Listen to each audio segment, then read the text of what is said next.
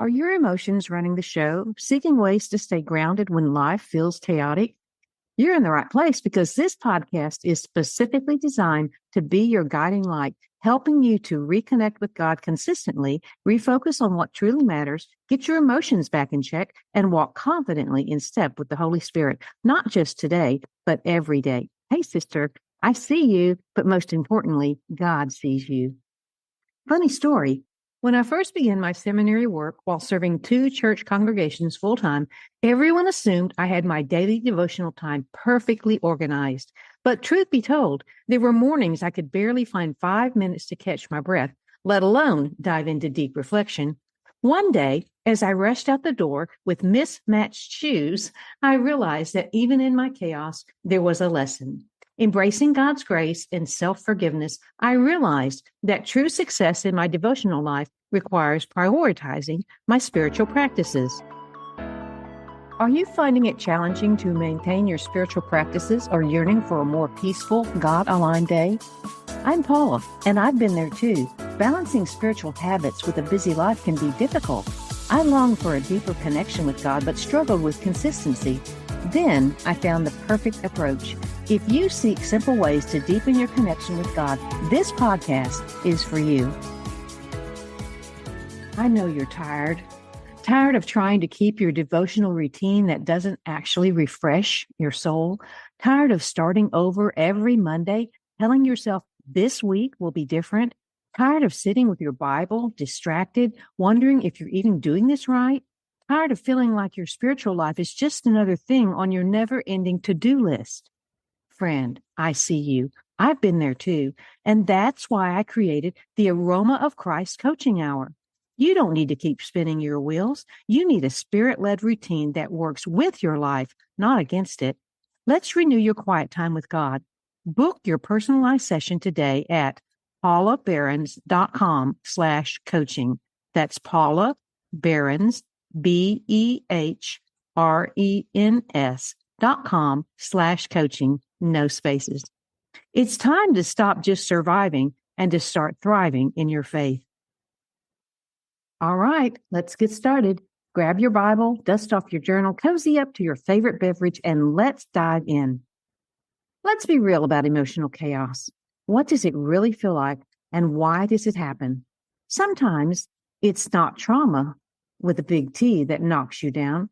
Most often, it's thousands of little stressors that creep in and take over, like that moment when you sit down to read your Bible and it's difficult to focus. You feel like you can't breathe. You say things you wished you hadn't to someone you love. You replay that comment from yesterday.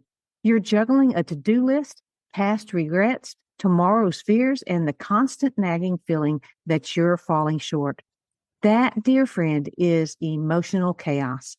It's like a swirling whirlwind inside our hearts and minds that makes us feel like we're just one unholy thought away from falling apart. But here's the truth. Emotional chaos doesn't make you a bad Christian. It simply makes you a human who needs Jesus. The Bible is full of emotionally complex people. Elijah begging God to let him die under a tree, Hannah weeping bitterly in the temple, Peter overwhelmed by guilt as he claims that he doesn't know Jesus, not just once, but 3 times. You're not alone, and you're not without help. Let's lay this foundation. Emotions are not the enemy. They are not masters, but they are messengers. God created you and me with emotions.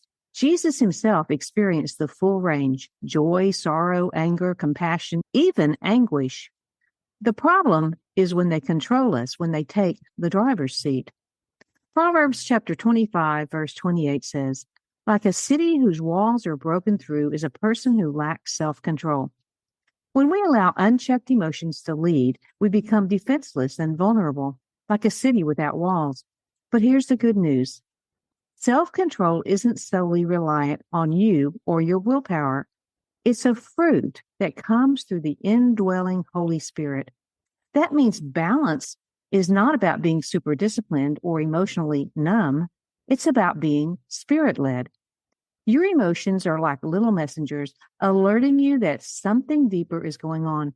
Emotions and feelings reveal your needs, your fears, your desires, and your beliefs. They are simply signals. They are not commands, truths, and certainly not identities. Let's say you're feeling overwhelmed. That emotion is telling you something. Maybe you've taken on more than you were meant to carry. Perhaps something has triggered a memory with a negative charge that no longer serves you well. Maybe you're trying to fix what only God can heal. When you begin to listen to your emotions and what they are saying, rather than being ruled by them, you step into the wisdom and balance God designed for you. So what does Scripture say about emotional stability? Well, Isaiah 26:3 says, "You, O God, will keep in perfect peace those whose minds are steadfast because they trust in you." Peace doesn't simply show up in a calm life. It is a gift from God when you focus on His word and trust in His promises. Another powerful scripture is found in Philippians chapter 4, verses 6 and 7, which says, "Do not be anxious about anything, but in every situation, by prayer and supplication, with thanksgiving, present your requests to God, and the peace of God will guard your hearts and your minds in Christ Jesus." When we surrender our anxiety to God through honest prayer and gratitude, He literally stands guard over our emotions and thoughts. And don't miss what comes next. Philippians 4:8 instructs us to think on what is true, noble, right, pure, lovely, admirable, excellent, and praiseworthy. This is not simply positive thinking. This is a deliberate focus on God as we turn every situation over to Him so that He can replace the noise of emotional chaos with a peace that surpasses all human understanding.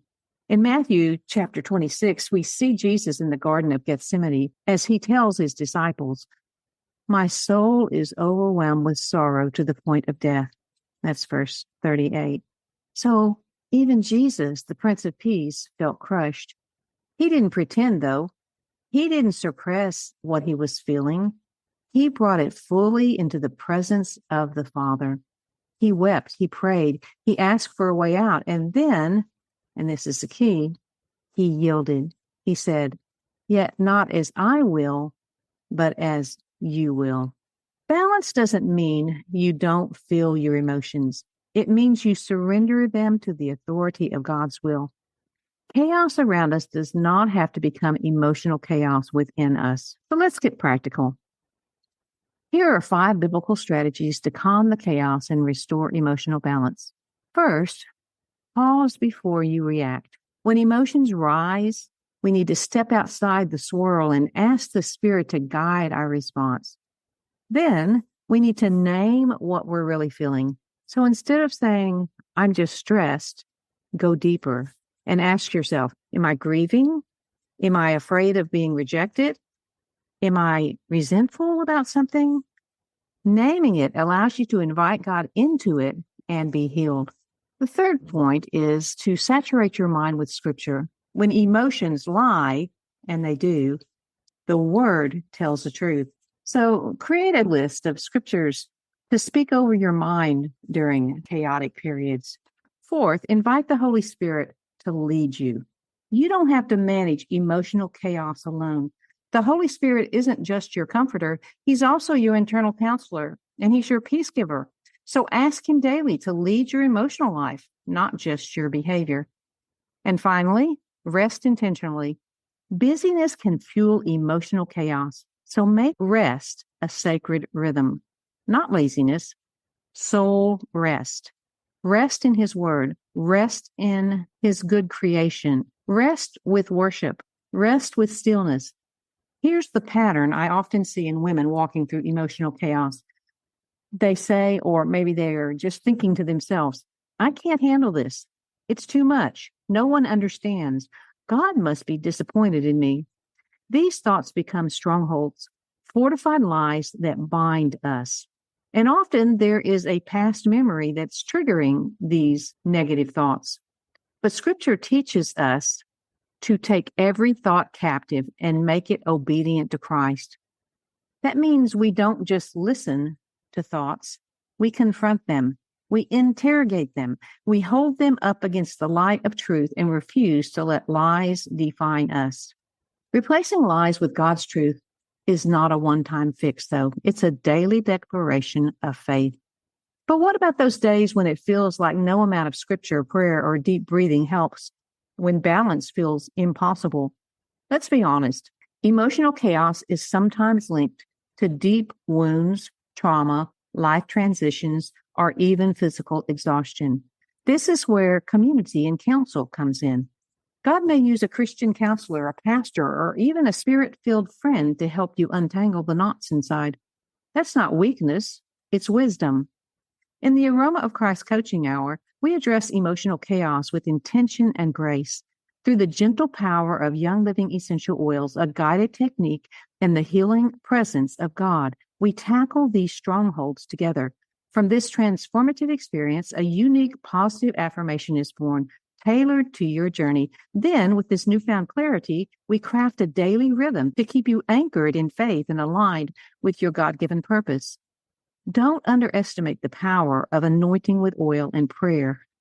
We see that in James chapter 5, verse 14, which reminds us that both spiritual and physical healing are part of our inheritance in Christ. This approach empowers you to break free from the cycle of negative thinking, helping you to align your mind with the truth of who you are in Christ Jesus.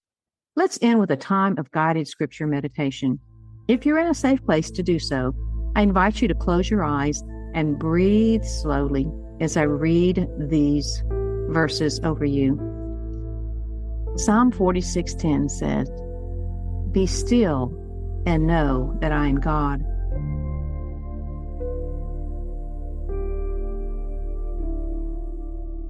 First Peter 5:7 says, "Cast all your anxiety on him because he cares for you."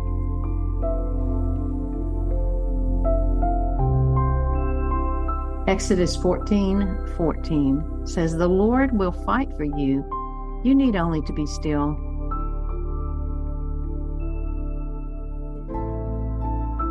Psalm 23:3 promises, "He restores my soul."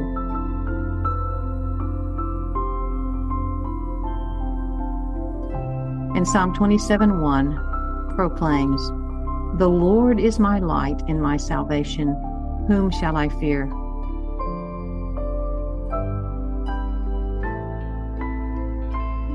Let each verse sink in. Speak them aloud if you can. Let the word of God cut through the noise. Here they are again.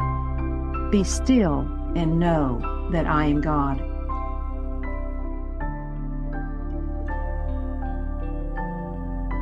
Cast all your anxiety on him because he cares for you.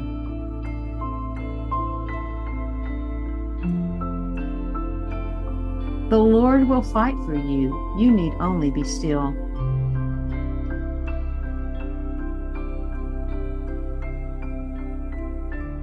He restores my soul.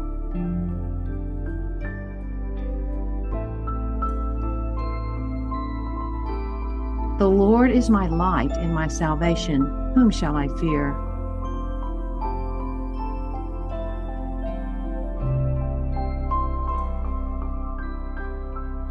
If emotional chaos has been your daily norm and you're longing for a rhythm of peace, not just for today, but for every day, then I invite you to take a meaningful next step. The Aroma of Christ Coaching Hour is a 60-minute one-on-one session held over Zoom, designed to help you move from overwhelm to an anchored peace in Christ. For just $47, here's what you will receive. A peace reset bonus session using the Aroma Freedom technique to gently break through the emotional clutter and help you realign with God's truth. A personalized devotional rhythm crafted just for you, one that fits your lifestyle and daily routine. Step-by-step guidance on how to establish your quiet time, one that you will look forward to, not out of guilt, but from a place of grace and desire. Practical spirit-led tips on how to make your time with God more calming, focused, and soul-nourishing. A beautiful printable prayer journal filled with scripture, essential oil routines, journaling prompts, and sensory cues to keep your heart grounded in God's peace throughout the week.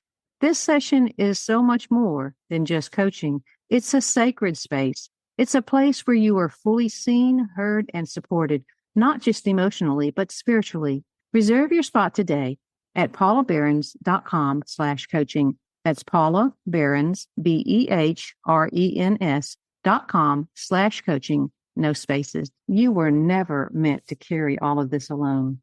Let's partner together with the Holy Spirit to create a peaceful, purpose-filled rhythm that brings the joy of the Lord back into your soul. Remember, you're not alone. You are deeply loved, and your faith journey matters. So keep breathing, keep believing, and keep becoming who God created you to be. Thank you for tuning in today. And remember, just like setting biblical boundaries, it's okay to say no to things that don't serve you well, like that third piece of cake at the church potluck. If you were blessed by this episode, be sure to share it with a friend and leave a review so that we can reach even more women like you. Check the show notes for all the links. Join us next week as we continue to discover how to live on purpose in Christ.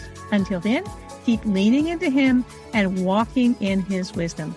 See you next time.